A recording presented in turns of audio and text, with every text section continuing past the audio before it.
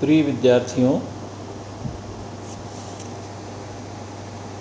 हम लोग आज अध्ययन करेंगे एम.कॉम थर्ड सेमेस्टर का paper second organisational behaviour unit 2 में नेतृत्व। वास्तव में प्रबंध के लिए नेतृत्व सर्वाधिक महत्वपूर्ण है। प्रबंधक अपने अधीनस्थों पर किस प्रकार से प्रभावी ढंग से नियंत्रण करता है, यह उसके कुशल नेतृत्व संगठन पर ही निर्भर करता है। प्रबंधक नियोजन, संगठन, नियुक्तिकरण, नियंत्रण के द्वारा परिणामों को प्राप्त कर सकता है, किंतु प्रभावी नेतृत्व के अभाव में अधीनस्थों के 60 से 65% क्षमता का ही वह उपयोग कर सकता है। यदि प्रभावी नेतृत्व उस प्रबंधक के अंतर्गत है तो वह 100% परिणाम प्राप्त कर सकता है और कार्यों को उत्कृष्टता तक पहुंचा सकता है। वास्तव में संगठन का जीवन तथा चेतना उसकी संरचना से उत्पन्न होती है। संरचना से उत्पन्न होती है अभिप्रेरणा और उत्साह का गुण अधिकांश मात्रा में उसके नेतृत्व पर निर्भर करती है। अधिकार, सत्ता, निर्णयन, समन्वय, पर्यवेक्षण आदि सभी कुछ नेतृत्व के इर्द गिर्द ही घूमते रहते हैं। वास्तव में नेतृत्व प्रबंधक को गति प्रदान करता है। यदि प्रबंधक सिर्फ अधिकार सत्ता का उपयोग करता है, केवल अपने अधिकारों पर निर्भर रहता है, तो वह सही परिणाम प्राप्त नहीं कर सकता, बल्कि उसको प्रभावी प्रबंधन के लिए नेतृत्व के गुणों को आत्मसात करना पड़ेगा। नेतृत्व अन्य व्यक्तियों को अपनी इच्छा, योग्यता तथा प्रयासों को किसी सामान्य लक्ष्यों की प्राप्ति की ओर लगाने हेतु उन्हें प्रभावित करने की कला है। संगठनात्मक संदर्भ में यदि हम कहें तो नेतृत्व से आशय व्यक्ति और समूह को प्रभावित करना है, जिससे कि वे संगठनात्मक उद्देश्य या समूहगत उद्देश्य या संस्थागत उद्देश्य की प्राप्ति हेतु प्रयासरत हो सके। विभिन्न विद्वानों ने नेतृत्व को परिभाषित करते हुए कुंज ओ डोनेल्ड के अनुसार नेतृत्व किसी समान लक्ष्य की प्राप्ति की ओर अनुसरण करने हेतु लोगों को प्रभावित करना है। जॉर्ज आर टेरी ने लिखा है कि नेतृत्व पारस्परिक उद्देश्यों के लिए स्वैच्छिक प्रयास करने हेतु लोगों की प्रभावित करने की योग्यता है।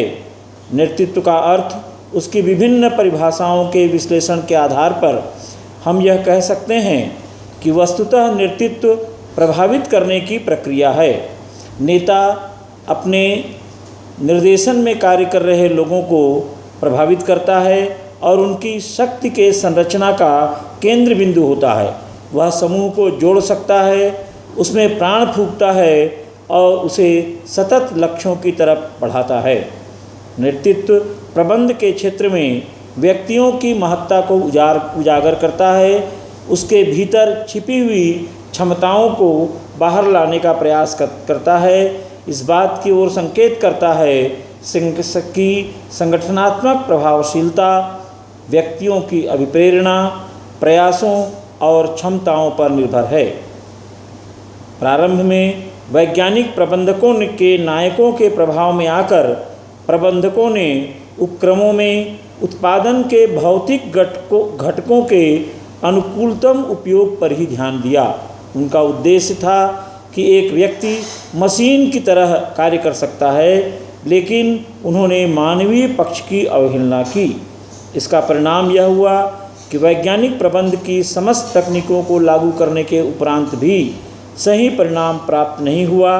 उत्पादकता का स्तर क्षमता से काफ़ी कम रहा, कर्मचारियों का मनोबल निम्न रहा और वे अपने संगठन में अलग थलग पड़ गए।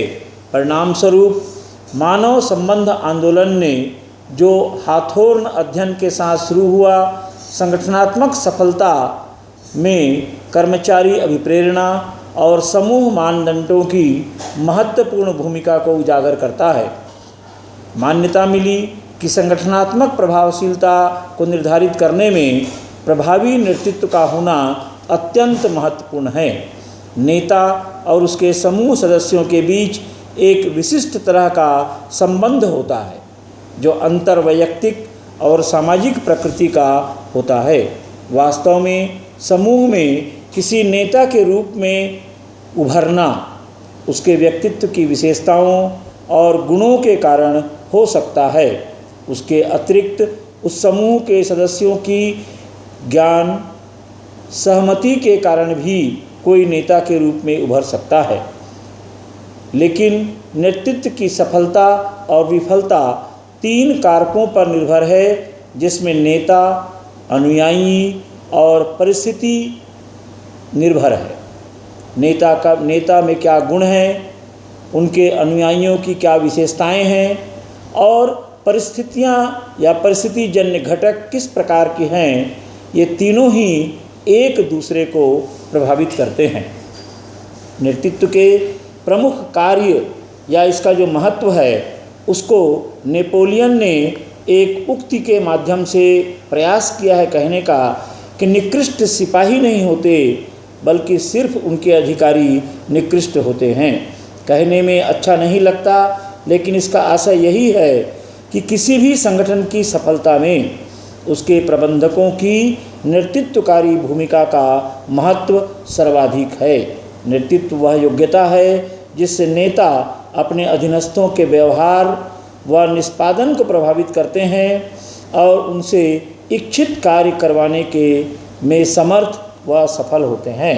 वास्तव में सफल और असफल संगठनों के बीच मुख्य अंतर कुशल व योग्य नेतृत्व को लेकर होता है।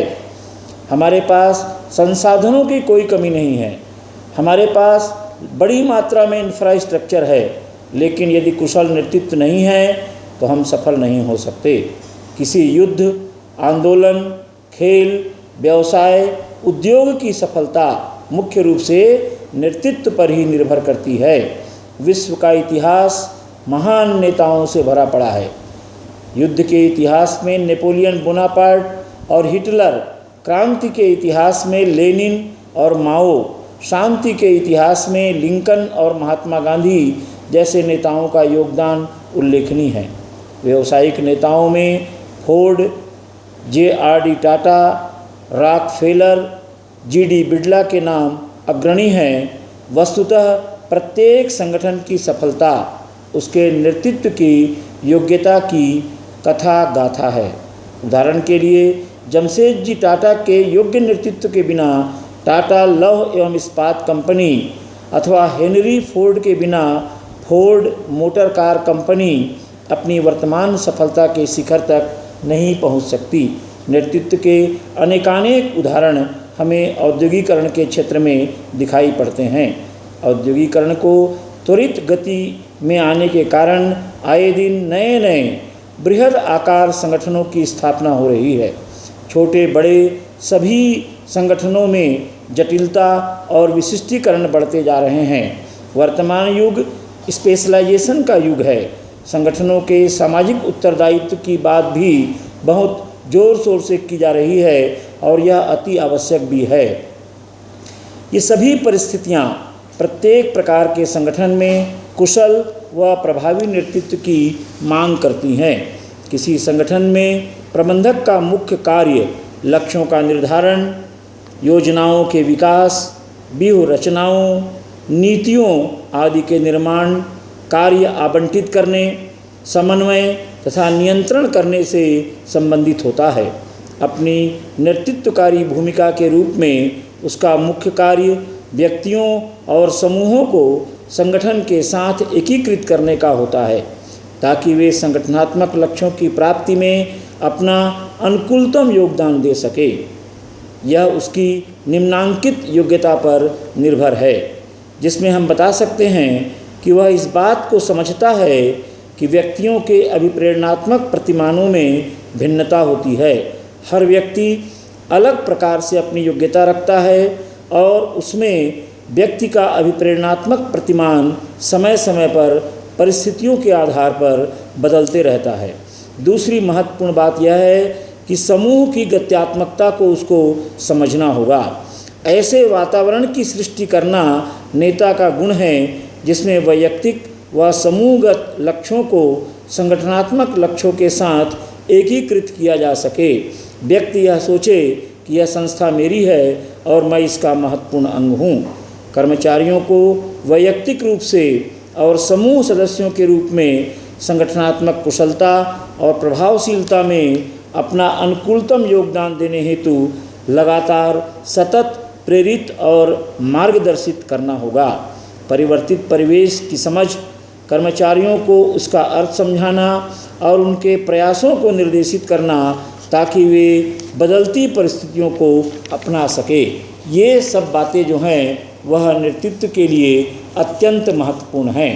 वास्तव में नेतृत्व के प्रमुख 4 अवयव जो है वो उसका एक संयोजन है। नेतृत्व का पहला अंग है शक्ति। यह शक्ति को प्रभावी और उत्तरदायित्वपूर्ण ढंग से उपयोग करने की योग्यता है। केवल अधिकार प्राप्त कर लेना पर्याप्त नहीं है, बल्कि उस अधिकार का समुचित उपयोग, अनुकूलतम तरीके से उपयोग नेतृत्व को बढ़ावा देता है। नेतृत्व का दूसरा अंग व्यक्तियों की मूल रूप से समझना है। सही व्यक्ति को सही काम आप तभी दे पाएंगे जब उस व्यक्ति को मूल रूप से आप समझ पाएंगे। इस दृष्टि से मानवीय अभिप्रेरणा को जानना और उसे व्यवहार में अपनाना एक नेता के लिए परम आवश्यक होता है। तीसरा अवयव है अनुयायियों की प्रेरणा प्रदान करने की दुर्लभ योग्यता। यह सिर्फ आवश्यकता संतुष्टि का मामला नहीं है। नेता का व्यक्तित्व इतना आकर्षक व प्रेरक होता है कि अनुयायी उसके प्रति निष्ठा, समर्पण और भक्ति दर्शाते हैं और वे यह सब कुछ करने को तत्पर हो जाते हैं जो नेता चाहता है। चौथा और महत्वपूर्ण अवयव का संबंध नेता की शैली और उसके द्वारा विकसित वातावरण से है। उसे एक संस्था में सकारात्मक वातावरण तैयार करना पड़ेगा, समर्पित लोगों की टीम तैयार करनी पड़ेगी। ये चारों समूह, सभी प्रकार के समूहों में नेतृत्व के महत्व को देखते हुए इन पर काफ़ी शोध और अध्ययन हुए हैं और विभिन्न विचारधाराओं का भी विकास हुआ है। नेतृत्व प्रबंधन के लिए ठीक उसी प्रकार महत्वपूर्ण है जैसे समस्त संसाधनों को इकट्ठा करने के पश्चात यदि नेतृत्व को हटा दिया जाए तो सफलता संदिग्ध हो जाएगी, 50% सफलता ही मिलेगी।